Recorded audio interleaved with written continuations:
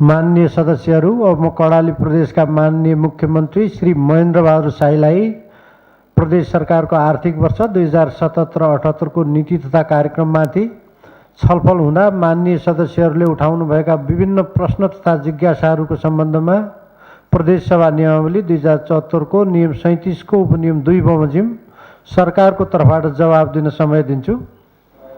माननीय सभामुखज्यू, सम्मानित कर्णाली प्रदेश सभामा कर्णाली प्रदेश सरकारको आब 77-78 का लागि प्रस्तुत गरिएको नीति तथा कार्यक्रम गहन छलफल गरेर महत्त्वपूर्ण सुझाव दिनुभएकोमा प्रदेश सभाका माननीय सांसदज्यूलाई हार्दिक आभार सहितको धन्यवाद व्यक्त गर्न चाहन्छु। र सरकारको नीति तथा कार्यक्रममा रचनात्मक सुझावहरू प्राप्त भएका छन्। यसबाट यो नीति तथा कार्यक्रमलाई बढी गहन र वर्तमान चुनौतीले सामना गर्न सकिने गरी यथार्थपरक बनाउन ठूलो सहयोग हुनेछ। यति बेलाको विषम परिस्थिति र महामारीको सङ्घर्षसँग जुझ्नका लागि हाम्रा प्राथमिकताका बारेमा हाम्रा बीच सर्वसहमति देखिएको छ र यो नीति तथा कार्यक्रमको पहिलो प्राथमिकता कोरोनाबाट जनताको जीवन रक्षा गर्ने नै हो र अर्को प्राथमिकता भनेको जनतालाई भोकबाट बचाउनु हो। यो महामारी र भोकमरीबाट जनताले बचाउने कुरामा सरकारले सम्पूर्ण ध्यान केन्द्रित गरेको छ। नीति तथा कार्यक्रममा भनिएको छ, जीवन रहे सबै रहन्छ। यो भनाइलाई आत्मसात गरेर अहिले कोरोना भाइरस कोभिड-19 सँग लडेर जित्नु हामी कर्णालीवासीहरूको प्रमुख दायित्व चाहिँ छ र यसका लागि कर्णाली प्रदेश सरकारले यो 77-78 को नीति तथा कार्यक्रम केन्द्रित यहाँ भएको कुरा माननीय सभामुख मार्फत म सदनलाई पनि फेरि भन्न चाहन्छु। र यसको रोकथामका लागि, नियन्त्रणका लागि र उपचारका लागि अहिले कोरोना भाइरस कोभिड रोकथाम, नियन्त्रण र उपचारका लागि हामीले आवश्यक कोष खडा गरी यस सम्बन्धीका सम्पूर्ण कामहरू हामीले अगाडि बढाउने चाहिँ छौँ र सरकारले अगाडि बढाउने छ। र यहाँभन्दा पहिला पनि प्रदेश सरकारले विश्व महामारीकै रूपमा यो कोरोना भाइरस व्यापक रूपमा फैलिसकिसकेपछि कर्णाली प्रदेश सरकारले पनि यसको रोकथामका लागि र यसको नियन्त्रणका लागि र उपचारका लागि भनेर हामीले अन्य विभिन्न शीर्षकबाट बजेटलाई ल्याएर 50 करोडको हामीले कोष खडा गर्ने भनेर निर्णय गर्यौं र त्यसपछि त्यो कोषमा आवश्यक सहयोगका लागि भनेर हामीले सबैलाई अपिल पनि हामीले गर्यौं र त्यसपछि हामीले त्यो कोषबाट यसको नियन्त्रण, रोकथाम र उपचारका लागि खर्च गर्ने भनेर हामीले भनेका चाहिँ थियौं र अब हामीले यसका बारेमा यो विभिन्न विचारहरू यहाँ व्यक्त भएका चाहिँ छन् र सायद यति लामो छलफल नहुनु पनि सक्थ्यो। हामीले खाली कोरोना भनेर मात्रै हामीले लेखिदिएको भए नीति तथा कार्यक्रममा अब हामी सबैको बुझाइ भनेकै अहिलेको प्रमुख चुनौती भनेकै कोरोना भाइरस चाहिँ हो र यसकै रोकथाम, नियन्त्रण र उपचार प्रमुख हो भनिसकिसकेपछि फेरि अब सरकारले नीति तथा कार्यक्रममा अरू विषयहरू पनि फेरि समावेश गरेर ल्याउँदा सरकारले त्यति महत्त्व चाहिँ दिएन कि कोभिडका लागि भन्ने विषय उठ्नु र फेरि पनि सरकारको मुख्य ध्यान केन्द्रित भनेको यही कोभिडमै केन्द्रित हुनुपर्छ भन्ने कुराको जोड दिनुको एउटा मात्रै मस्कत भनेको अब आउने बजेटमा त्यो सरकारको स्पिड प्रतिबद्धता र हामीले भनेका कुराहरू व्यक्त हुन् भन्ने हिसाबले नै सबै माननीय सदस्यहरूले बढी नै जोड दिएर यो विषय यहाँ प्रस्तुत गर्नुभएको चाहिँ छ। र अब यसका लागि अब हामीले कोरोना भाइरस नियन्त्रणका लागि क्वारेन्टाइन व्यवस्थापन गर्न र सङ्क्रमितलाई समुदायमा फैलिन नदिन नियन्त्रणमा राख्नका लागि भरपूर प्रयत्नहरू भएका चाहिँ छन्। तर पनि व्यवस्थित हुन सकिरहेको चाहिँ छैन र अहिलेको क्वारेन्टाइन व्यवस्थापन हाम्रा लागि धेरै ठुलो चुनौतीको रूपमा खडा भएको चाहिँ छ। र अब यसको व्यवस्थापन तत्काल चाहिँ हामीले कसरी गर्ने भनेर हामीले केही निर्णय चाहिँ गर्यौँ प्रदेश सरकारले। र यो क्वारेन्टाइन व्यवस्थापनका लागि भनेर स्थानीय तहलाई जिम्मा नदिकन सम्भव छैन र त्यो स्थानीय तहलाई जिम्मा दिनका लागि क्वारेन्टाइनको व्यवस्थापनको लागि आवश्यक पर्ने आर्थिक व्यवस्थापनको जिम्मा पनि कर्णाली प्रदेशले लिनुपर्छ र केही सपोर्ट गर्नुपर्छ भन्ने हिसाबले व्यवस्थापन गरिएको चाहिँ थियो। र अहिले थप यसको व्यवस्थापन गर्नका लागि स्थानीय तहले अहिले आर्थिक हिसाबले हामी धान्न नसक्ने भयौँ भन्ने कुरा पनि सबै ठाउँबाट त्यो विषय आएको छ र माग पनि आएको छ र हामीले यसको व्यवस्थापन गर्नका लागि प्रदेश सरकारको तर्फबाट आवश्यक पहल चाहिँ अगाडि बढाइने र त्यसको व्यवस्थापन एकपछि अर्को सुधार्दै लैजाने कुराका बारेमा म सरकारको तर्फबाट सदनलाई प्रतिबद्धता व्यक्त गर्न चाहन्छु। र यहाँ क्वारेन्टाइन व्यवस्थापन पछि अहिलेको अर्को समस्या भनेको परीक्षणकै समस्या चाहिँ हो। क्वारेन्टाइन व्यवस्थापनका लागि पनि केही जटिलताहरू चाहिँ छन्। अहिले मान्छेहरू आएर क्वारेन्टाइनमा बस्न नचाहने, अलिकति बल प्रयोग गर्नुपर्ने, धेरै कन्भिन्स गर्नुपर्ने अवस्था पनि छ भने अर्को कुरा क्वारेन्टाइनको चाहिँ क्यापेसिटी कम र हामीसँग भारतबाट आउनेहरूको सङ्ख्या बढी भएको हुँदा विद्यालयहरू सबै भरिएका छन् र अरू संरचनाहरू चाहिँ छैनन् र धेरै ठाउँमा पाल टाँगेर भए पनि फेरि पनि अब क्वारेन्टाइनमा राख्ने काम चाहिँ भइरहेको चाहिँ छ भने त्यसपछिको अबको हाम्रो चुनौती भनेको परीक्षणको चुनौती चाहिँ हो। र यसका लागि चाहिँ हामीले व्यवस्थापन गर्नका लागि 2वटा आरटीपीसीआर मेसिनहरू हामीसँग छन् र यतिले मात्रै परीक्षण गर्न सकिने अवस्था चाहिँ छैन।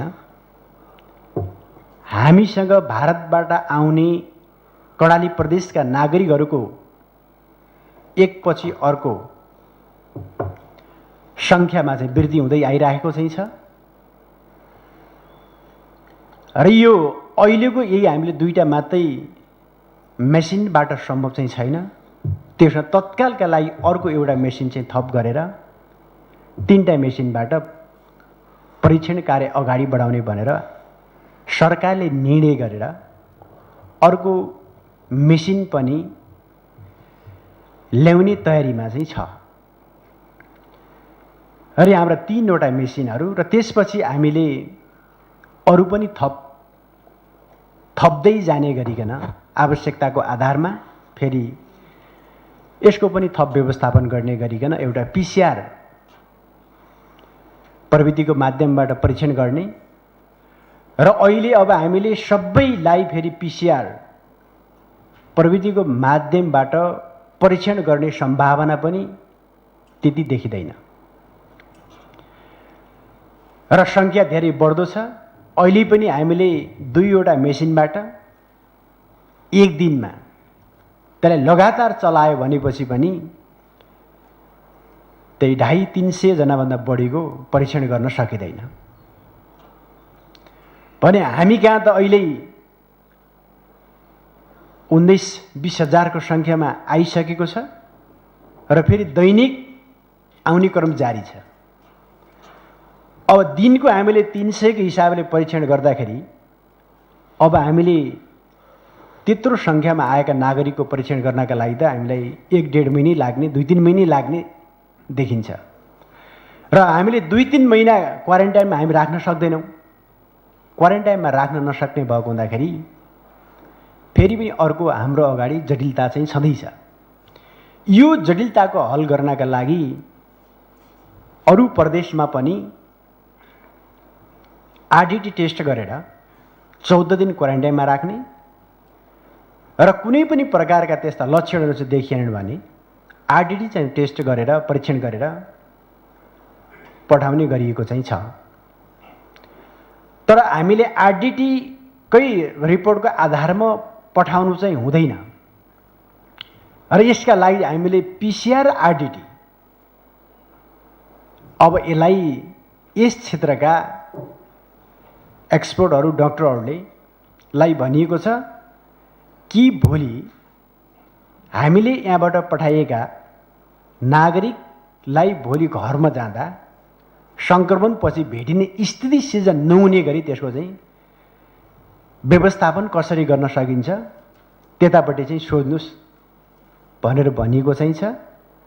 र यसका लागि अब अहिले ग्रुपमा प्रत्येक चाहिँ ग्रुपमा आएर चाहिँ बसेका अलग अलग क्वारेन्टाइनमा चाहिँ छन् तिनीहरूको चाहिँ अहिले आरडिटीका लागि पिसिआरका लागि केही स्वाब सङ्कलन गर्ने र टेस्ट गर्ने ग्रुपमा र ग्रुपमा त्यहाँ पोजिटिभ देखियो भने प्रत्येक व्यक्तिले अलग पिसिआर चाहिँ गर्ने र जुन ग्रुपमा देखा परेन त्यो ग्रुपमा आरडिटी गरेर चाहिँ पठाउने र आरडिटी गर्दा नि फेरि चाहिँ हामीले ग्रुपमा पिसिआर चाहिँ गरिसकेको हुन्छ। त्यो गर्दा बढी भरपर्दो कर्णाली प्रदेशको हकमा हाम्रो अझै बढी भरपर्दो चाहिँ हुनसक्छ भनेर यसरीकन परीक्षण कार्यलाई चाहिँ अगाडि बढाउने भनिएको चाहिँ छ र यसका लागि चाहिने आवश्यक आरडिटी किटहरू र पिसिआरका किटहरूका लागि आवश्यक व्यवस्थापन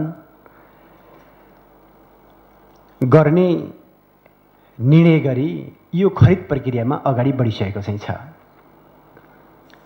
र हामीले तुरुन्तै 14 दिन पुगिसकेका क्वारेन्टाइनहरूमा टेस्ट गरेर घर पठाउने व्यवस्थाका लागि सबै तयारी भइराखेको म जानकारी चाहिँ म गराउन चाहन्छु।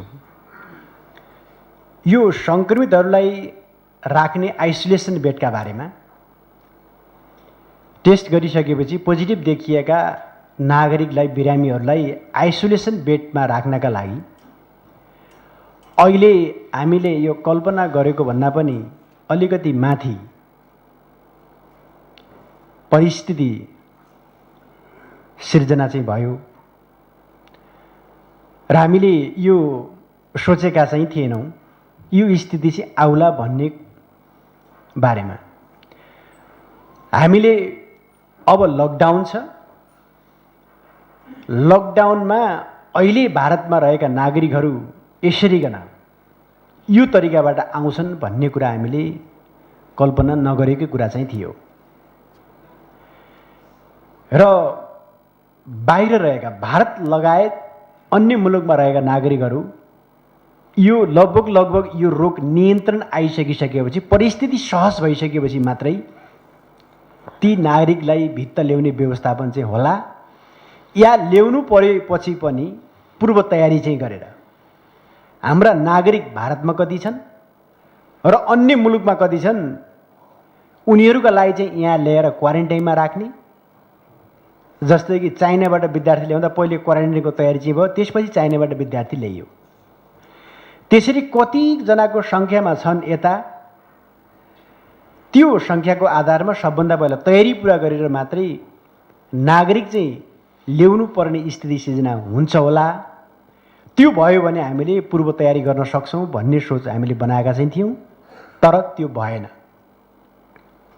अहिले पनि औपचारिक निर्णय भएको छैन भारतमा रहेका नागरिकलाई नेपालमा ल्याउने कुरा, तर भारतबाट नागरिकहरू आइरहेका चाहिँ छन्। कतिजना आए भन्ने कुराको पनि अब हामीले सूचना हाम्रै सिमानामा आएपछि मात्रै प्राप्त गर्ने वातावरण सिर्जना भइसकिसकेपछि नागरिक पुगिसके तर कहाँ राख्ने भन्ने कुराको कुनै ठाउँ ठेगानै छैन।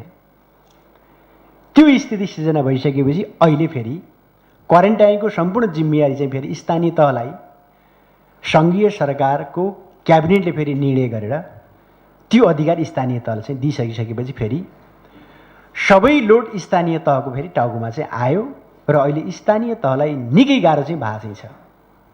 भने अब अहिले फेरि आइसोलेसनको कुरा चाहिँ फेरि आयो र हामीले आइसोलेसनमा राख्ने पनि हामीले हाम्रो प्रदेशमा सङ्क्रमित हुन हामी दिँदैनौँ। यसका लागि कडाइ नै हो, लकडाउन कडाइ नै गर्ने हो भनेर सायद सबै प्रदेशको भन्दा एकदम कडा लकडाउन चाहिँ कर्णाली प्रदेशमै भएको, धेरै ठाउँबाट विरोध पनि आयो। हामीले पुरै आवत जावतलाई बन्दै गऱ्यौँ। बाहिरबाट आउने आपूर्तिका सामग्रीहरू, निर्माण सामग्रीहरू, खाद्य सामग्री कुनै पनि हामीले चाहिँ अब सामग्रीहरू पनि भित्र आउन दिएनौँ। मान्छेलाई पनि धेरै कडाइ गऱ्यौँ, टाइट गऱ्यौँ। त्यसपछि यसरी नै अब हामीले नियन्त्रण चाहिँ गर्न सक्छौँ, रोकथाम गर्न सक्छौँ भन्ने सोचका साथ हामी लागिरहेका चाहिँ थियौँ। तर त्यति गर्दा गर्दै पनि तपाईँको यति सङ्क्रमण चाहिँ भयो भने एकैपटक ठुलो सङ्ख्यामा भयावह स्थिति सिर्जना चाहिँ हुँदैन, बिस्तारै बिस्तारै चाहिँ हुने हो। एकजना, दुईजना, तीनजना सङ्क्रमित कहीँ कतिबाट छिर्ने नै हाल्छन्, छिर्छन् पक्कै पनि। हामी धेरै लामो समय रोक्न त सक्दैनौँ, तर ठुलो सङ्ख्यामा एकैपटक सङ्क्रमितहरू चाहिँ हुँदैनन्। त्यसो हुँदा हामीले जब सङ्क्रमित बढ्दै जान्छन् त्यसको आधारमा हामीले पनि हाम्रो क्षमता बढाउँदै जाउँला। अहिले हामीले त्यस क्षेत्रमा धेरै ठुलो लगानी किन गर्ने, खर्च किन गर्ने? अहिले हामीले सुरुमै खर्च नगरौँ र थोत्थोरै गर्दै गरौँ। त्यसमा 300 सम्मको बेड जुम्लामा तयार पारौँ। डक्टर पनि छन् त्यहाँ, विशेषज्ञ सेवा पनि चाहिँ छ। त्यसपछि 300 बेडसम्म हामीले सुर्खेतमा तयार पारौँ र 100 बेडसम्म चौजारीमा तयार पार्यो भने यति भयो भने हामीले लब लब पुग्छ। पछि क्रमशः थपिँदै गयो भने त्यसपछि हामीले त्यसको क्षमता फेरि बढाउँदै जाउँला। र अहिले फेरि अब हामीले जिल्लामा पनि पछि फेरि चाहिने नै हो। जिल्ला हस्पिटललाई पनि कम्तीमा पनि 50 बेडसम्मको आइसोलेसन चाहिँ बेडको रूपमा स्तरोन्नति चाहिँ गरौँ भनेर त्यो सरकारले तयारी गरेर त्यो नीति चाहिँ लियो। र अब अहिले ठुलो सङ्ख्यामा बाहिरबाट आइसकिसकेपछि अब भयावह स्थिति, अब हाम्रो त काबुभन्दा पनि बाहिर जाने स्थिति चाहिँ देखा पर्दैछ। अहिले पनि सबै इन्डियाबाट आएका नागरिकहरूको परीक्षण नगरेर मात्रै हो। आजकै दिनमा हामीले त्यही 19,000 20,000 कति पुगेका चाहिँ छन् आजसम्म। ती सबैको टेस्ट गर्ने हो भने 4-5 हजार त कम्तीमा पनि त्यत्तिकै निक्लिन्छ नि। अब 4-5 हजार मान्छेलाई हामीले अहिले आइसोलेसनको व्यवस्थापन गर्ने कुरा हाम्रो लागि सामान्य कुरा चाहिँ छैन। यसका लागि अब अहिले हामीले फेरि निर्णय गऱ्यौँ कि पहिला बुझाइ के भयो भने अब यी 3टा तोकिएका कोभिड उपचारका हस्पिटल हुन् भन्ने कुरा नै बुझाइ भयो। हुँदा पनि हुन्, साँचो अर्थमा सबैले त्यही बुझे। तर अहिले भारतबाट सङ्क्रमित नआएर यहीँ फाट्टफुट्ट सङ्क्रमित चाहिँ निक्लिन्थे त यी तोकिएको हस्पिटलमा उपचार गर्न सक्थ्यौँ। तर ठुलो सङ्ख्यामा आइसकिसकेपछि अब अहिले यी तोकिएको हस्पिटल मात्र राखेर उपचार गर्न सक्ने अवस्था नरहिसकेपछि हामीले के निर्णय चाहिँ गऱ्यौँ सरकारले भने अब 3टा चाहिँ स्टेज चाहिँ बनाऊँ। र पहिलो स्टेज बनेको पोजिटिभ देखियो तर कुनै पनि प्रकारका लक्षणहरू छैनन्, ती स्थानीय तहमै राख्ने, जहाँ छन् जता छन् जुन ठाउँमा त्यही आइसोलेसन, स्कुल पनि आइसोलेसन हुनसक्छ, टेन्ट पनि आइसोलेसन हुनसक्छ। आखिर पोजिटिभ मात्रै देखियो, कुनै लक्षण छैन, त्यस्तालाई अहिले हस्पिटलमा लिएर राख्नु जरुरी चाहिँ छैन, त्यही राखौँ। त्यसपछि अलिकति लक्षण देखियो, ज्वरो आयो र केही त्यसका लक्षणहरू देखा पर्यो भने लक्षण देखिएकालाई हामीले जिल्ला हस्पिटलमा लिएर जिल्ला हस्पिटलमा रहेको आइसोलेसनमा लिएर उपचार गर्ने दोस्रो स्टेप। र त्यसपछि सिकिस्त बिरामीहरू अब अलिकति सिकिस्त हुँदै गयो भने त्यस्ता बिरामीलाई मात्रै हामीले तोकिएका 3वटा हस्पिटलमा ल्याउने गरिकन तेस्रो फेजमा तेस्रो स्टेजमा गएकालाई मात्रै त्यहाँ ल्याउने गरिकन व्यवस्था गर्ने भनेर भनियो। र अहिले त्यो तयारी चाहिँ भएको चाहिँ छ। यसका लागि हामीले अहिले तत्कालका लागि हिजो विभागीय मन्त्रीले जिल्लाभित्रका केही सेन्टरहरू बनेर एउटा जिल्लामा कुनैमा 4-5वटा कुनैमा 2-3वटा सेन्टर तोकेर त्यो सेन्टरका लागि भनेर निर्णय भइसक्यो, बजेट गइसक्यो, चिठी पनि सायद आज गइसक्यो होला। तुरुन्तै स्थानीय तहलाई कामलाई अगाडि बढाउनु भनेर जहाँ जुन तहमा चाहिँ त्यो स्थानीय तहमा परेको छ सेन्टर भनेको छ भने अब त्यतिले मात्रै पुग्दैन, अब हामीले बढाउनुपर्छ र प्रत्येक हामीले पालिका लेभलमा 79वटै पालिकामा अब हामीले केही नभए पनि तपाईँको 50 बेडसम्मको आइसोलेसन बेडका लागि हामीले तयारी चाहिँ गर्नुपर्छ अस्थायी भनेर चाहिँ भनेका छौँ। र त्यो व्यवस्थापन चाहिँ होला आइसोलेसनका लागि। अब यसका लागि अब यो जिल्ला हस्पिटल पनि अब तोकिएका चाहिँ छन् र सबै जिल्लामा हामीले हिजो पनि भनिसक्नुभएको चाहिँ छ, एउटा भेन्टिलेटर, 5वटा तपाईँको आइसियु र त्यसपछि सबै गरेर 100 बेड जिल्लामा रहने गरी आवश्यक बजेट सहितको व्यवस्थापन भइसकेको कुरा चाहिँ छ।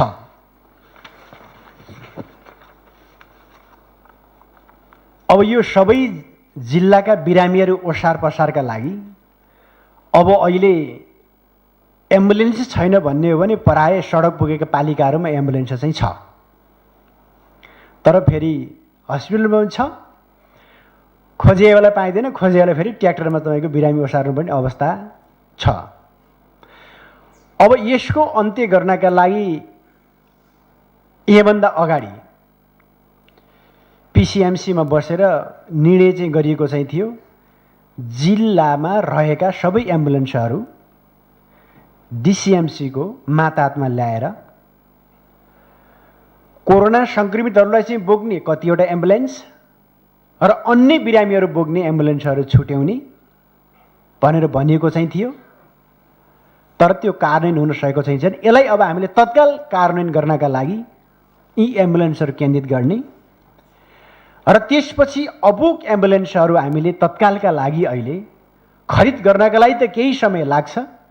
अहिले भाडामा चाहिँ लिने माइक्रो बसहरू चाहिँ भाडामा लिएर अझै बसहरू भाडामा लिएर त्यसलाई पनि तपाईँको एम्बुलेन्सकै रूपमा प्रयोग गर्ने, ठुलो सङ्ख्यामा सङ्क्रमितहरूलाई अब एउटा सानो एम्बुलेन्स मात्रै लिएर चाहिँ हुँदैन, बसहरूकै व्यवस्थापन गरेर एम्बुलेन्सकै रूपमा चाहिँ प्रयोग गरेर यसको व्यवस्थापन गर्ने चाहिँ भनिएको छ। र यो निर्णय पनि भइसकेको चाहिँ छ भने अब यसका लागि फेरि स्थिति त भोलि अब भयावह नहोला भनेर भन्न सकिँदैन, हुने देखि नै सक्यो र भोलि अब मर्नेहरूको सङ्ख्या पनि भोलि बढ्न जान सक्छ र भोलि फेरि स्थिति सबहरूलाई पनि भोलि व्यवस्थापन गर्नका लागि हामीलाई धेरै चुनौती हुन सक्छ भनेर यसका लागि अहिले जिल्लाहरूमा रहेका सबै एम्बुलेन्सहरू र आवश्यक पर्ने गाडीहरू हामीले भने एउटा एम्बुलेन्स अब हामीले यहाँ मात्रै भएर सबै जिल्लाहरूमा भ्याउने हाम्रो भौगोलिक आधारमा पनि सम्भव छैन। त्यसो भावनालाई हामीले प्रत्येक जिल्लामा एउटा हामीले सबवाहनको रूपमा प्रयोग गर्ने गरी एउटा गाडी तत्काल चाहिँ व्यवस्थापन गरेर राख्ने भन्ने पनि निर्णय चाहिँ भइसकेको चाहिँ छ।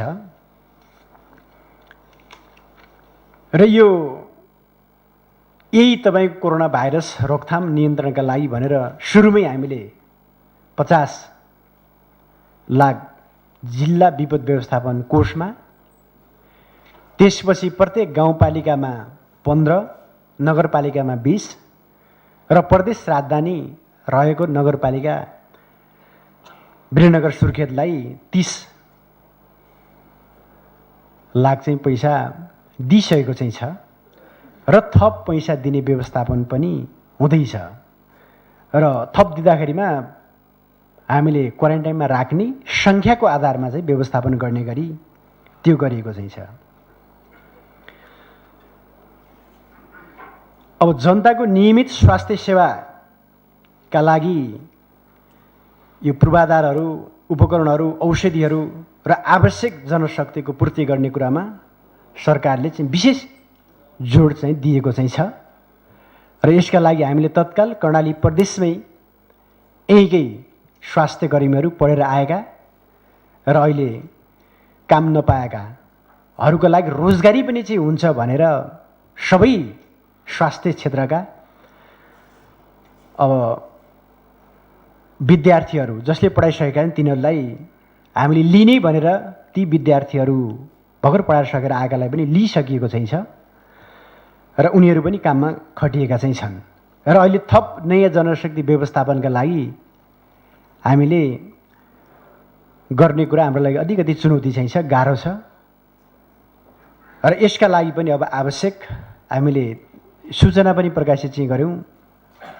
अहिले कोही पनि तपाईँको चाहिँ दरखास्त दिएर आएर काम गर्ने स्थिति सिर्जना चाहिँ भएको चाहिँ छैन र अहिले पनि अब हामीले जनशक्ति स्वास्थ्य कर्मी आपूर्तिका लागि हाम्रो धेरै चुनौती छ। फेरि पनि हामीसँग भएकै सीमित शक्तिबाट हामीले हाम्रो यो चुनौतीको सामना गर्नु छ। यो क्वारेन्टाइनमा बसेका व्यक्तिहरूको सङ्ख्या अनुसार दिनको 175 दरले खाना खर्च भनेर नेपाल सरकारले निर्णय गरेर उपलब्ध गराएको चाहिँ छ। अहिले क्वारेन्टाइनमा बस्नेहरूले त्यही हो उहाँहरूले पाउने भनेको र यसमा प्रदेश सरकारले यो नीति तथा कार्यक्रममा राखौँ यो ठिकै हुन्छ भन्ने हिसाबले राखिएको हो। तर कार्यान्वयन हामीले जति विषय नीति तथा कार्यक्रमले राखेका चाहिँ छौँ कोरोना सम्बन्धीका कामहरू त हामीले पहिलेदेखि अगाडि बढाइसकेका चाहिँ छौँ र हामीले यहाँ पनि अब सबै विषय उल्लेख गर्दा त्यो पनि उल्लेख गर्दा ठिकै हुन्छ भन्ने हिसाबले मात्रै उल्लेख गरिएको कुरा चाहिँ थियो। हामीले निर्वाह भत्ताको कुरा हामीले गऱ्यौँ र अहिले इन्डिया जाने यहाँका नागरिक भनेका त्यही 4 महिनाका लागि, बढीमा 4 महिनाका लागि मात्रै इन्डिया जाने हुन्। 4 महिनाको इन्डिया जाने हुन्, काम खोज्दा खोज्दै तिनीहरूको समय बितिहाल्छ। त्यही काम पाउने भनेको त बढीमा 3 महिना 90 दिनको, नत्र भने त्यही 50-60 दिन उनले रोजगारी गरेर 20 देखि 30 हजारसम्म आइसी कमाएर, भारू कमाएर अनि अलिअलि लत्ता कपडा र त्यही तराईको चामल बोकेर पहाडमा गएर पकाएर खाने चलन चाहिँ थियो। अवस्था त्यही हो। अब यतिखेर त रोजगारी गुमाए, खाली हात घर फर्केका चाहिँ छन्, धेरै दुःख पाएर खाली हात घर फर्केका चाहिँ छन् र अहिले क्वारेन्टाइनमा बस्न पनि इच्छुक छैनन्। फेरि त्यो घर जान चाहन्छन्। यस्तालाई हामीले अलिकति क्वारेन्टाइनमा बस्नका लागि पनि प्रेरित गर्नका लागि र आखिर यिनीहरू भने त ठुलो समस्यामै परेका छन्, ठुलो विपदमै परेका छन् र यस्ता चाहिँ नागरिकलाई क्वारेन्टाइनमा बसे बापत केही पैसाको व्यवस्थापन चाहिँ गर्यो भने हामीले 500 रुपियाँ मात्रै दियौँ भने 14 दिन त्यहाँ बस्यो भने केही नभई पनि 7,000 रुपियाँ त लिएर घर फर्किन्छ। 1,000 दियौँ भने पनि अब त्यही 14,000 लिए त कमसेकम घर मान्छे फर्किन्छ। जाने बित्तिकै अलिअलि केही घर खर्च चलाउला। आखिर हामीले दिने त भनेकै छौँ, राहत त बाँडिराखेकै छौँ। त्यसो भावनाले त्यो गर्दा चाहिँ राम्रो होला भनेर अहिले पैसा यति त हामी पछि छलफल गरौँला, बजेटका बारेमा छलफल गर्दा हामीले गरौँला, तर त्यति दिँदा चाहिँ राम्रै हुन्छ भन्ने हिसाबले पनि त्यो गरिएको भने केही अहिले अब नेपालका साझेदारी संस्थाहरूसँग पनि छलफल भएको छ। यस्तो विपदको बेला, यो बेला तिमीहरूले साथ दिँदैनौ, सहयोग गर्दैनौ भने सजिलो बेला मात्रै आएर तपाईँहरूको कुनै अर्थ छैन, काम छैन। यो त विपत्तिको बेला, यतिखेर तपाईँहरूले पनि सहयोग गर्नुपर्छ भनेर उहाँहरूसँग पनि छलफल अगाडि बढाएको छ र हामीले क्वारेन्टाइनमा बस्नेहरूका लागि केही सपोर्ट हामीले गर्न सक्छौँ भन्ने कुरा साझा संस्थाहरूको पनि वचन चाहिँ छ। त्यसो भए हुनाले सरकारले सहयोग चाहिँ जुटाएर गर्न सक्दा चाहिँ यो राम्रै हुन्छ भनेर नै यो भनिएको चाहिँ हो।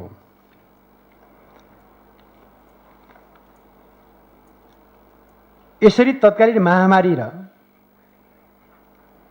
यो दीर्घकालीन रूपमा जनतालाई सुरक्षित राख्न जनस्वास्थ्य नै हाम्रो प्राथमिकता चाहिँ हो भनेर अहिलेको हाम्रो पहिलो प्राथमिकता भनेकै यही कोभिडमा केन्द्रित अहिलेको हाम्रो प्राथमिकता चाहिँ हो र हामीले यसमा पहिलो प्राथमिकता चाहिँ राखेर यसमा चाहिने आवश्यक व्यवस्थापनका लागि बजेटमा कमी नहुने व्यवस्थापन गर्ने कुराको मैले प्रतिबद्धता म व्यक्त गर्न चाहन्छु। र त्यसपछि अब अहिले हामीले यसलाई रोकथाम गर्नका लागि अब लकडाउनलाई के गर्ने भन्ने कुराका बारेमा पनि छलफल गर्न जरुरी चाहिँ छ।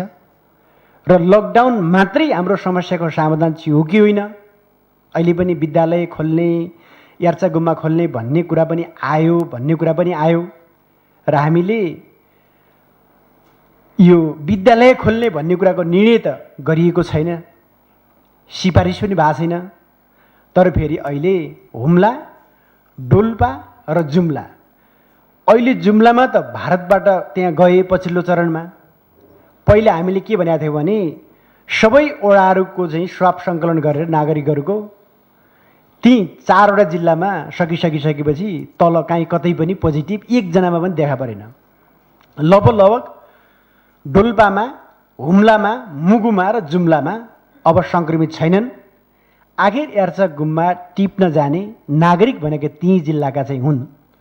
तिनलाई अब यत्रो केही नभए पनि अब पैसा त्यहाँबाट आउँछ, त्यत्रो चाहिँ करोडौँको हिसाबले आउने पैसालाई पनि अब हामीले किन गर्नु, यो त रोजीरोटीसँग जोडिएको छ ती जिल्लाहरूको भन्ने हिसाबले खुला गरिदिने कि भन्ने कुराको सिफारिस मात्रै गर्ने हो र हामीले खोलिने कुरा पनि होइन।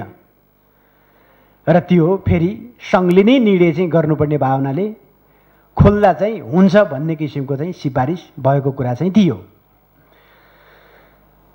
र अब हामीले लकडाउनलाई कसरी लैजाने भन्ने कुराका बारेमा पनि अलिकति लकडाउनको पनि नयाँ परिभाषित गर्न जरुरी चाहिँ छ। र यो त समग्र सङ्घले पनि गर्ला, देशभरिकै अब लकडाउनको नयाँ परिभाषा चाहिँ गर्नु छ। अहिले पनि कोरोना सङ्क्रमितहरूको मृत्यु कम र अरूको मृत्यु चाहिँ बढी अहिलेको तथ्याङ्कले देखाएको चाहिँ छ। अब अझै केही 1-2 महिना थप यी स्थितिमा रहिराख्ने हो भने अझै तपाईँको विभिन्न प्रकारका चाहिँ आन्तरिक घटनाहरू चाहिँ घट्ने धेरै चाहिँ तपाईँको सम्भावना देखिएको छ। यसका लागि पनि अब हामीले कसरी यसलाई चाहिँ व्यवस्थित गर्ने भन्ने कुराका बारेमा पनि हामीले सोच्न जरुरी चाहिँ छ। र यसको नयाँ ढङ्गको अलिकति व्यवस्थापन नगरी त्यसपछि हामीले के बन्यो हुनुहुन्छ भने भोकमारी भनेर बन्यो। अब यसो जनताको जीव जोगाउने कुरा चाहिँ भयो भोकबाट। अब भोकबाट नागरिकको जीव जोगाउनका लागि हामीले लकडाउनलाई नयाँ ढङ्गबाट परिभाषित नगरेर सम्भव चाहिँ छैन। अब यो कोरोना भाइरस यो एकैचोटि अबको केही दिनभित्रै यो नियन्त्रणमा आइहाल्छ भनेर पनि भन्न सकिने हामीसँग आधार चाहिँ छैन। यो यस क्षेत्रका विज्ञहरूले भनेका छन् कि यो अलि लामो समयसम्म रहन सक्छ भन्ने पनि छ। त्यसो भए हुनाले अब यसलाई हामीले अलिकति व्यवस्थित कसरी गरेर जाने, हामीले त अब कोरोनासँगै खेलेर हामीले जित्नुपर्ने अवस्था चाहिँ छ। यो अवस्था सिर्जना कसरी गर्ने, यसका लागि पनि हामीले भन्यौँ केही हाम्रा आफ्ना चाहिँ तपाईँको केही प्रविधिहरू अब अलिकति आफूसँग कोरोना भाइरस विरुद्ध लड्न सक्ने क्षमता वृद्धि कसरी गर्न सकिन्छ, यी विभिन्न प्रकारका उपायहरू अपनाएर पनि यसका विरुद्धमा चाहिँ लड्न सक्ने क्षमता वृद्धि गर्नका लागि पनि हामी लाग्नुपर्छ भन्ने हो। र यसका लागि अब हामीले अब दोस्रो विषय भनेकै भोकसँगको चाहिँ अब हामीले कसरी जुझ्ने, भोकसँगको सङ्घर्ष कसरी गर्ने र भोकको व्यवस्थापन कसरी गर्ने भन्ने कुरामा हाम्रो अर्को प्राथमिकता हाम्रो त्यहाँ रहन्छ। र यसका लागि अहिले हामीले निर्णय गरिसकेको कुरा सरकारले के छ भने यसै आर्थिक वर्षको बजेटभित्र हामीले कम्तीमा पनि यो 25,000 क्विन्टल चामल र 12,000 क्विन्टल गहुँ र 3,000 क्विन्टल दाल खरिदका लागि भनेर आवश्यक निर्णय भइसकेको चाहिँ छ। यो खरिद प्रक्रियामा अगाडि गइरहेको चाहिँ छ र यसले हामीले अब ल्याएर खाद्यान्न सङ्कट हुने जिल्लाहरूमा हामीले र सबै जिल्लाहरूमा यसलाई अब हामीले स्टोर रूपमा राख्ने र सबै मान्य सदस्यले भने जस्तै हामीले खाद्यान्नका लागि हामीले काम गर्ने र अब खाद्यान्न दिने गरिकन यसलाई अगाडि लैजानुपर्छ भन्ने कुरा चाहिँ छ। र त्यसपछि सङ्घीय सरकारसँग पनि यो खाद्य आपूर्तिका लागि पनि आवश्यक समन्वय भइरहेको छ। नियमित सम्पर्कमा चाहिँ छौँ र समन्वय भइरहेको चाहिँ छ। र हामीले पनि कर्णाली प्रदेशका लागि विगतको जति हाम्रो सप्लाई गर्ने कोटा थियो त्यो कोटालाई चाहिँ हामीले नघटाइकन हामीले दिन्छौँ भन्ने कुराको उहाँले पनि वचन व्यक्त गर्नुभएको चाहिँ छ। विगतका वर्षहरूमा ठ्याक्कै तोकेको भन्दा 50% मात्रै चामल खाद्यान्न कर्णाली प्रदेशमा आउँदो रहेछ भने अहिलेको वर्ष हामीले तोकिएको सबै हामीले सप्लाई गर्ने कुरा गर्छौँ भन्ने कुराहरू चाहिँ उहाँले भनिराख्नु भएको चाहिँ छ। भने त्यसपछि अब हामीले यसैसँग जोडेर अब यो रोजगारी सिर्जना गर्ने गरी हामीले कार्यक्रम पहिला हामीले विभिन्न प्रकारका रोजगारीहरू चाहिँ भन्यौँ र विभिन्न मन्त्रालयबाट रोजगारीका कार्यक्रमहरू चाहिँ भए। अब रोजगारी गुमाएका धेरै नागरिकहरू आइसकिसकेपछि अब बेरोजगारहरूको सङ्ख्या विगत वर्षभन्दा पनि यो वर्ष धेरै बढ्ने पनि भएको हुँदाखेरि अब हामीले विभिन्न मन्त्रालयमा रोजगारीका कार्यक्रमहरू राख्ने भन्दा पनि मान्य सदस्यले सुझाव दिए जस्तै हामीले एकमुष्ट हामीले राख्ने, हामीले एउटै कोषमा चाहिँ राख्ने र त्यसपछि कार्यविधि बनाएर अनि हामीले स्थानीय तहसँगको समन्वय नगरी फेरि हुँदैन। अब अहिले सङ्घले पनि उस्तै प्रकृतिका कार्यक्रम लिने अनि प्रदेशले पनि लिने, स्थानीय तहले लिने, छुट्टा छुट्टै लिने, अलग अलग लिने गरियो भने फेरि उही भूकम्पको बेला राहत बढाए जस्तो हुन्छ। कतिपयलाई राख्ने ठाउँ नपाउने, कतिपयले पाउँदै नपाउने जस्तो स्थिति सिर्जना फेरि हुनसक्छ भनेर हामीले यसलाई समन्वय गरेर तीनटै सरकारको यो सम्बन्धीको कार्यक्रमलाई समन्वय गरेर अब हामीले प्रत्येक वडा लेभलमा हामीले यो रोजगारीमूलक कार्यक्रमहरू लैजानुपर्छ र प्रत्येक वडामा पुग्ने गरी लिनुपर्छ भनेर यो राखिएको चाहिँ छ। त्यसो हुँदा अब अहिले यो मुख्यमन्त्री रोजगार कार्यक्रमलाई निरन्तरता दिने र त्यसमा विभिन्न उद्यमशील पनि हुने भए, त्यो भनेको अलि विभिन्न प्रकारका उद्योगहरू सञ्चालन गर्ने अलि उद्यमशील चाहिँ युवाहरूलाई पनि आवश्यक उनीहरूलाई तालिम दिएर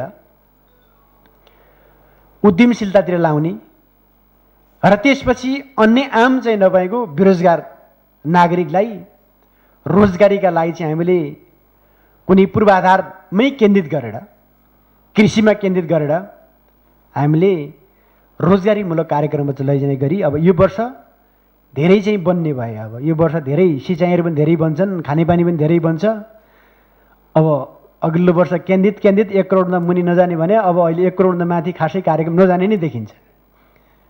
अब 1 करोडभन्दा मुनि आएर हामीले अब कार्यक्रम लिने त्यो गाउँको समस्या के हो, खानेपानी हो कि सिँचाइ हो कि सडक हो कि विद्यालय हो कि अब कुनै फिल्ड हो कि के हो, उनीहरूको चाहिँ के छ छनौट गर्ने र काम गर्ने गरी गर्ने र यसमा मुख्य गरिकन अब अहिले स्थानीय तहसँग समन्वय गरेर र सबै प्रदेश सभाका मान्य सदस्यले आफ्नो निर्वाचन क्षेत्रमा यो बजेटको समन्वय गर्ने गरिकन यसको हामीले कसरी कार्यान्वयन गर्ने भन्ने एउटा कार्यविधि चाहिँ बनाएर के गर्दा बढी प्रभावकारी चाहिँ हुन्छ, राम्रो गर्न सक्छौँ, जुन उद्देश्यका साथ यो कार्यक्रम हामीले लिन खोजेका चाहिँ थियौँ त्यो उद्देश्य प्राप्त गर्ने गरी हामी जाने गरिकन हामीले कार्यविधिका लागि पनि व्यापक छलफल गरेर हामीले सबै सुझावहरू चाहिँ लिएर हामी कार्यान्वयनमा गयौँ भने हामीले भोकमारीबाट कर्णाली प्रदेशका नागरिकलाई बचाउन सक्छौँ। यसका लागि अब अहिले हामीले बजेटले सम्बोधन गर्दा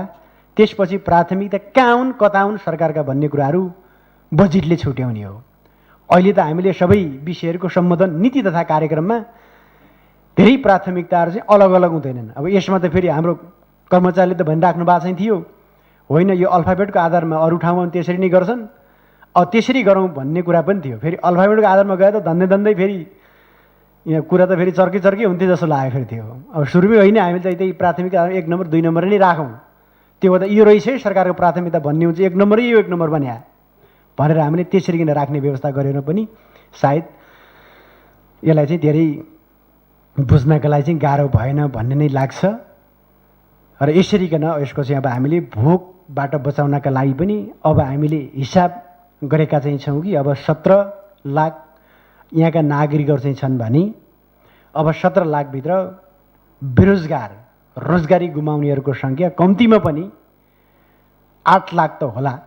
8 लाखका लागि त तपाईँको खाद्य सङ्कट भोकमारी अवश्य पनि हुन्छ, नपुग्ने नागरिकहरू त्यति हुन सक्छन् भनेर अब हामीले 8 लाख नागरिकलाई कम्तीमा पनि 100 भनेको छ। 100 कम्तीमा भने अब गाह्रो चाहिँ छ। अब हामीले 100 भने त करिब 7-8 अरबै कति माथि नाग्दो रहेछ फेरि त्यो।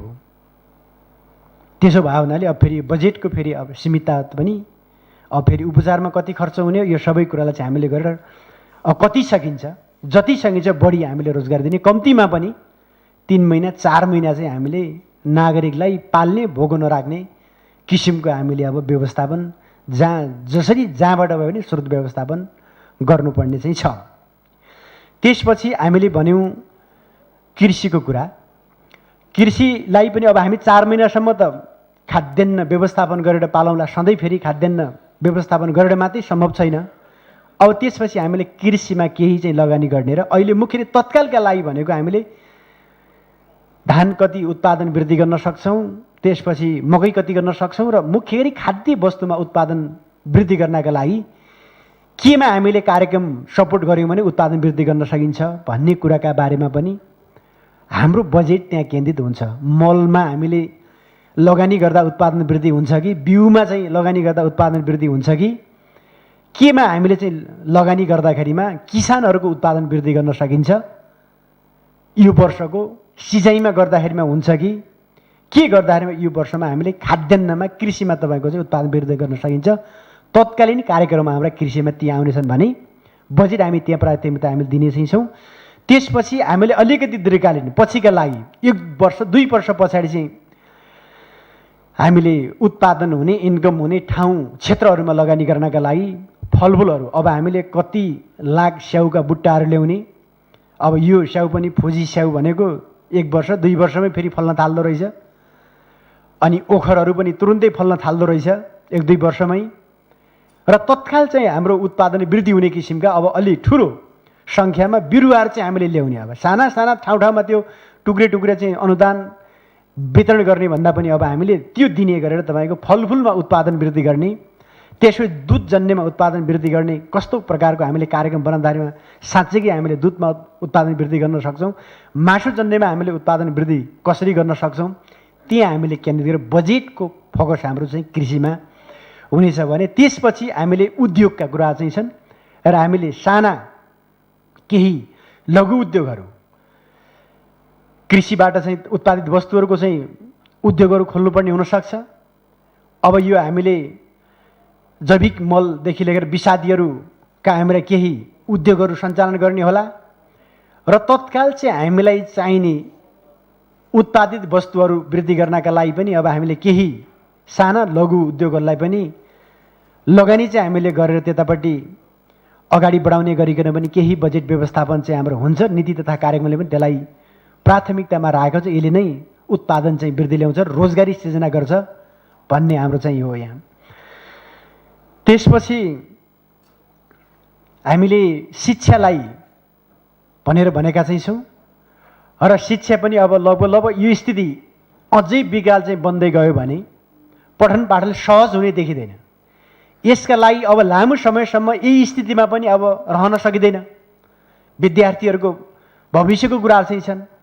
अब हामीले यसलाई कसरी सञ्चालनमा ल्याउन सकिन्छ, अलि केही प्रविधिको उच्च प्रविधिको प्रयोग गरेर हामीले पठन पाठनलाई पनि सहज पार्ने व्यवस्थापन गरौँ। जहाँ विद्युत पुगेको चाहिँ छ, जहाँ टेलिभिजनको पहुँचमा चाहिँ छन्, जहाँ इन्टरनेटको पहुँचमा छन्, इन्टरनेटको पहुँचमा रहेका भर्चुअलबाट तपाईँको चाहिँ क्लास सञ्चालन गर्ने, जहाँ टेलिभिजनको पहुँचमा रहेकालाई टेलिभिजन मार्फत क्लास सञ्चालन गर्ने र जहाँ रेडियोको मात्रै पहुँचमा रहेका गाउँहरूमा हामीले रेडियो मार्फत भए पनि अब हामीले दूरसञ्चारको माध्यमबाट भए पनि हामीले क्लास सञ्चालन गर्ने गरिकन व्यवस्थापन चाहिँ गर्नुपर्छ भनेर आवश्यक बजेट यसमा पनि केही व्यवस्थापन चाहिँ गरिनेछ भने त्यसपछि अब यहाँ केही सामाजिक सुरक्षाका कुराहरू पनि छन्। सामाजिक सुरक्षातिर पनि अब केही लगानी गर्नु छ। जस्तै कि यहाँ महिलाका लागि केही अलिकति हामीले अब लगानी गर्नुपर्ने, दलित अपाङ्ग भएका अब दण्ड पीडितहरू, घाइते अपाङ्गहरू, सीमाकृतिहरू, यी सबैलाई तपाईँको केही छुट्टै व्यवस्थापन गर्नुपर्ने पनि, सम्बोधन गर्नुपर्ने पनि अहिलेको आवश्यकता भएको हुँदाखेरि यतापट्टि पनि अब ध्यान गएको चाहिँ छ। र त्यसपछि अब यहाँ यो पूर्वाधार क्षेत्रमा पनि अहिले अब हामीले खासै धेरै हामीले नयाँ कार्यक्रम राखिएका चाहिँ छैनन् र रहँदैनन् पनि।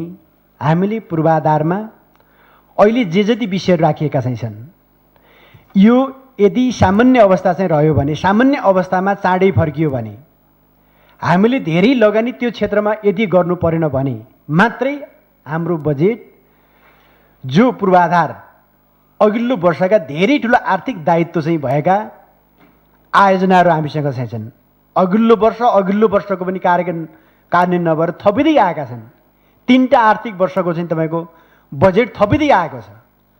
सुरुमा तपाईँको कति 7 अरब, त्यसपछिको 10 अरब थपिँदै आयो आर्थिक दायित्व भने अहिले अब हामीले पूर्वाधार क्षेत्रमा धेरै बजेट छुट्याउन सक्ने अवस्था चाहिँ छैन।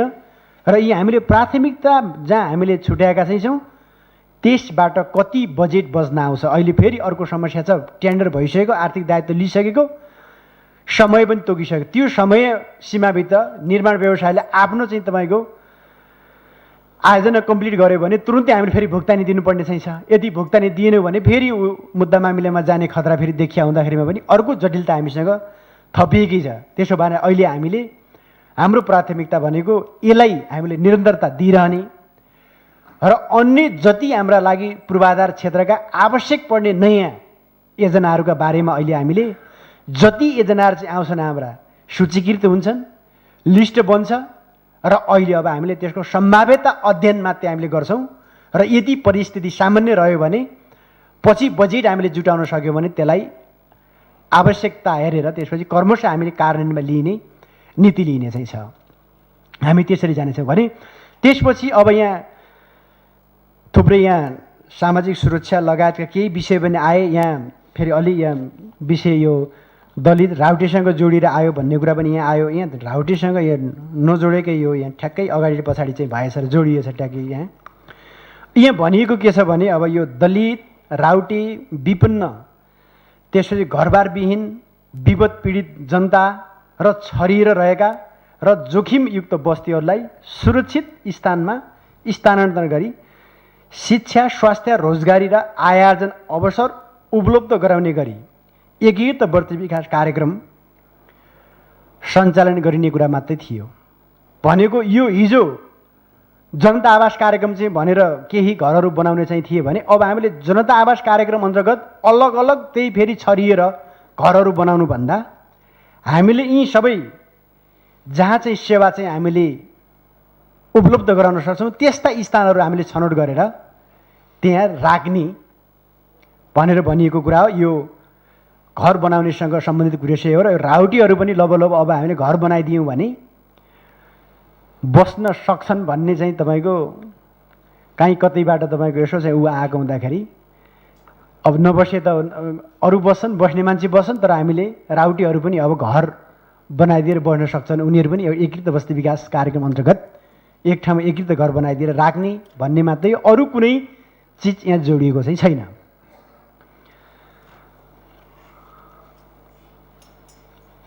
अब यसो त्यसपछि अब अर्को कुरा, यहाँ मैले धेरै विषयवस्तुमा म गइनँ, विषयवस्तु धेरै उठेका चाहिँ छन्, यसलाई हामीले ग्रहण गर्ने कुरा छँदैछ।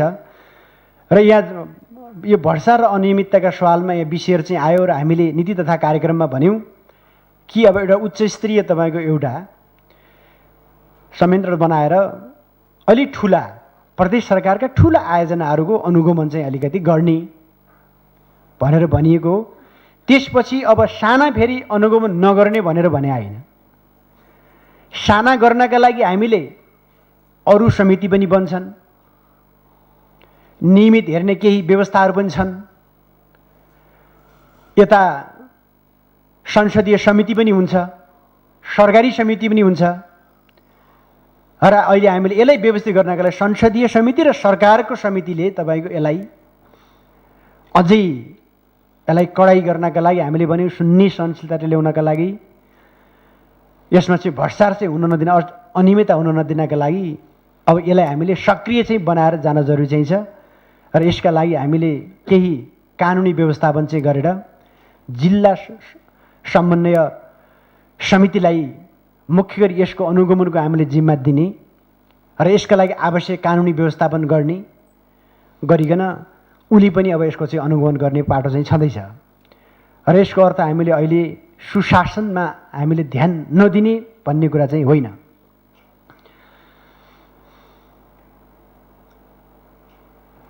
अब अहिले हामीले खर्च प्रणालीलाई पनि अघिल्लो वर्ष पनि व्यापक रूपमा चाहिँ उठ्यो, संसदमा पनि अलि फजुल खर्च चाहिँ बढी भयो, चालुमा फजुल खर्च चाहिँ बढी राखियो भन्ने कुरा पनि व्यापक रूपमा उठे र त्यसलाई हामीले कन्ट्रोल गर्ने भन्ने कुराको प्रतिबद्धता पनि भयो र धेरै भएको छ यो वर्ष कन्ट्रोल। र अहिले हामीले के भन्नुहुन्छ भने अहिले हामीले अनावश्यक गाडी बिल्कुल खरिद नगर्ने, यो वर्ष हामीले गाडी खरिद गर्ने छैनौँ, फर्निचर खरिद हुने चाहिँ छैनन्, कम्प्युटर खरिद हुने चाहिँ छैनन् र अहिले बढी जो अनावश्यक खर्च शीर्षकहरूलाई पुरै कटौती गरेर अहिले हामीले भन्यौँ पानी पनि नखाने। अब त्यो ठ्याक्कै धाराको पानीमा बरु फिल्टर मेसिन जोडेर त्यही पानी खाने, पानी किनेर कसरी पनि खान अब नमिल्ने भनेर पनि भनेका चाहिँ छौँ। र त्यो पछि बजेटमा पनि अब काहीँ कतै पनि तपाईँको यो भोलि काहीँ यो चालुमा आउँदाखेरि अलिक कडा ढङ्गले हामीले हेर्नु छ, यसलाई हामीले टाइट गरेर अहिले अब हामीसँगको सीमित बजेटबाट पनि हाम्रो अगाडिको चुनौतीको सामना गर्नुपर्ने भावनाले यतापट्टि हामी लाग्छौँ।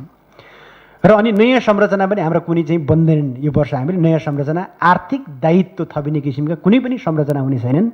अहिले हामीले स्थानीय तहसँगको समन्वय गर्नका लागि, स्थानीय तहले पनि पटक पटक भनेका चाहिँ छन् अब हामीले एउटा समन्वय गर्नका लागि मुख्यमन्त्री कार्यालयमा एउटा समन्वय इकाइ हुनु पर्यो, हामीले नियमित जीवन्त सम्पर्कका लागि पनि यो जरुरी चाहिँ छ भनेर भने आउँदाखेरिमा पनि हामीले मुख्यमन्त्री कार्यालयमा त्यहाँ एउटा इकाइ मात्रै रहन्छ, त्यहाँ कोही नयाँ थप कर्मचारी पनि त्यहाँ हामीले भर्ना गर्दैनौँ, कोही रहँदैनन् र भएकै हामी सबै साधन स्रोत भित्रबाट तपाईँको एउटा व्यवस्थित गर्नका लागि मात्रै यो संरचना रहन्छ भने अरू हामी थप अहिले यो वर्ष हामी नयाँ संरचनामा जाने छैनौँ। र संरचनामा जानका लागि त अहिले हामीले फेरि पनि यो लोकसेवा आयोग बनिसकिसकेपछि, हामीले यो ऐन बनाइसकिसकेपछि प्रदेश सरकारका संरचनाहरू चाहिँ कस्तो बनाएर जाने, अहिले तत्काल हामीले धेरैपटक पनि यो काम चलाउ हो, अहिले तत्काल हामीले काम चलाउनका लागि चाहिँ बनाइएका संरचनाहरू चाहिँ हुन् यिनीहरू।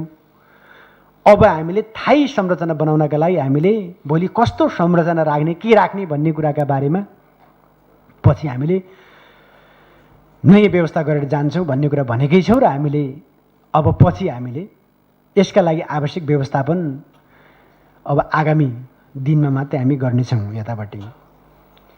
अब मैले भने यो पूर्वाधार क्षेत्रमा पनि अब केही चाहिँ कोडेट गरिएको चाहिँ छ, जस्तै कि यो एयरपोर्टका बारेमा, सुर्खेत एयरपोर्टको स्तर उन्नतिका बारेमा पनि सङ्घीय सरकारले प्रदेश सरकारको सँग समन्वय गरेर चाहिँ गर्ने भन्ने कुराका बारेमा पूर्व छलफल भए हुँदाखेरि हामीले कहाँ कति कुन के ठाउँमा हामीले सहयोग गर्नुपर्ने हो त्यो छलफल भइसकिसक्यो। आवश्यक सहजीकरणका लागि पनि हामी जाने भन्ने कुरा। त्यसपछि हामीले यो रिङ रोडको पनि सम्भाव्यता अध्ययन गरेर अहिले एउटा हामीले चिनिया कम्पनीलाई पनि जिम्मा दिएका चाहिँ छौँ यसको एउटा सम्भाव्यता अध्ययनका लागि।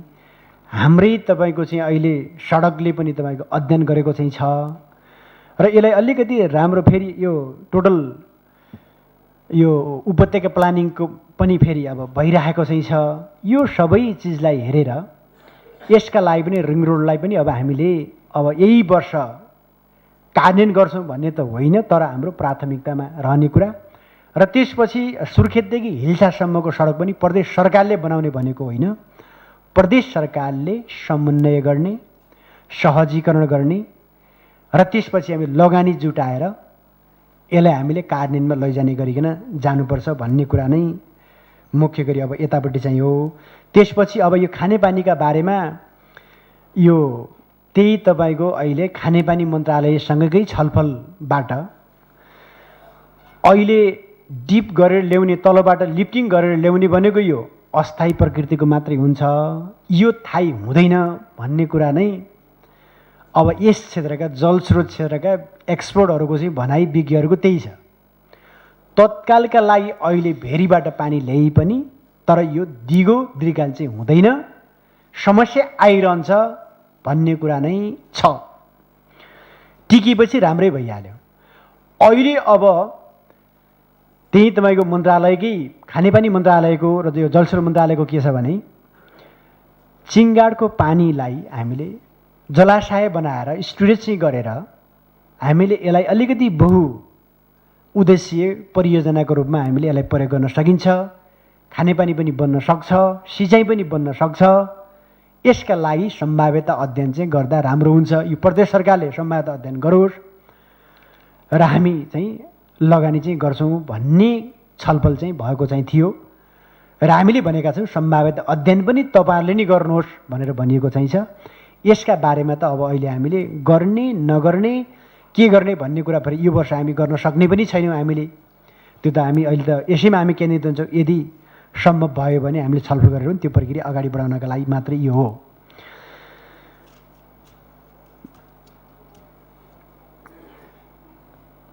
अब बाढी पीडितहरूका बारेमा पनि अब हामीले यही वर्ष नै यो 70 का बाढी पीडितहरूलाई अब कम्प्लिट गर्ने गरिकन केही व्यवस्थापन चाहिँ गर्नुपर्छ भनेर सङ्घले पनि आवश्यक चाहिँ सपोर्ट गर्ने भन्ने कुरा भनेको छ। 60 उले सपोर्ट गर्ने भनेर यो वर्ष पनि नीतिमा र बजेटमा पनि आएको चाहिँ छ। हामीले पनि थप त्यसमा सपोर्ट गर्यो भने यिनीहरूको व्यवस्थापन स्थायी रूपमा हुनसक्छ भन्ने हिसाबले नै अब यहाँ जोडिएको कुरा चाहिँ हो।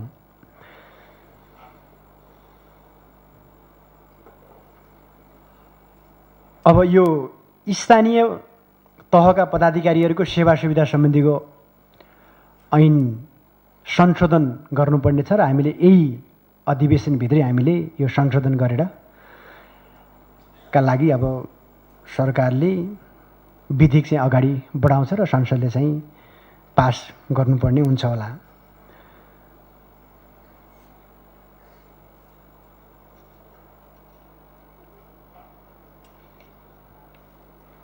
अब धेरै विषयहरूमा यहाँ उठेका चाहिँ छन् प्रश्नहरू। म धेरै चाहिँ मैले प्रश्नको जवाब दिने पक्षमा चाहिँ म गइनँ र मान्ने सांसदज्यूहरूले दिनुभएको महत्त्वपूर्ण सुझावहरूलाई हामीले यसलाई आत्मसात चाहिँ गर्दै आगामी दिनहरूमा यसलाई सुझावलाई हामीले बजेटमा आइपुग्दा अझै यसलाई चाहिँ व्यवस्थित गर्ने गरी हामी जाने कुराको फेरि पनि मैले प्रतिबद्धता व्यक्त गर्न चाहेँ। र अन्तिममा कोभिड-19सँग बाँच्न र यसैसँग जनजीवनलाई सुरक्षित राख्दै आर्थिक गतिविधिलाई पनि निरन्तरता दिँदै अगाडि बढ्ने प्रदेश सरकारको नीति हो र माननीय सदस्यहरूको सुझावहरूलाई बजेट निर्माणको क्रममा समेत ध्यान दिइनेछ र कोभिड-19सँगै विकाससँगै गर्नुपर्ने भएकोले पहिला यसको रोकथाम र नियन्त्रण र उपचार नै सरकारको प्राथमिकता हो र हुनेछ भने रोगबाट बाँचेर मात्रै पुग्दैन, भोगबाट पनि सँगसँगै बाँच्नुपर्ने हुन्छ। यसका लागि उत्पादन, रोजगारी, शिक्षा, पूर्वाधार लगायत क्षेत्रमा पनि सँगसँगै जनपरिचालनको माध्यमबाट यो वर्षको हामीले कार्यक्रमहरू कार्यान्वयन गर्ने छौँ भन्ने कुरा चाहिँ राख्दै यहाँ उठाउनु भएको विषयवस्तुहरूमा सामान्य मैले मेरो भनाइहरू राख्दै